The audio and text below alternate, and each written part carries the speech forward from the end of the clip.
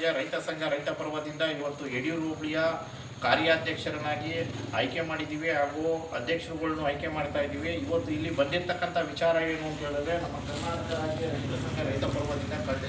ಕರ್ನಾಟಕ ರಾಜ್ಯ ರೈತ ಸಂಘ ರೈತ ಪರ್ವದಿಂದ ಇವತ್ತು ವಿಶ್ವ ರೈತ ದಿನಾಚರಣೆ ಡಿಸೆಂಬರ್ 23ಕ್ಕೆ ಏನು ಇಟ್ಕೊಂಡಿದ್ದೀವೋ ಅವತ್ತು ಆಹ್ವಾನ ಕೊಟ್ಟು ಇವತ್ತು ನಮ್ಮ ರೈತ ಸಂಘದ ಕಾರ್ಯಾಧ್ಯಕ್ಷರನ್ನಾಗಿ ನೇಮಕ ಮಾಡ್ತಾ ಇದ್ದೀವಿ.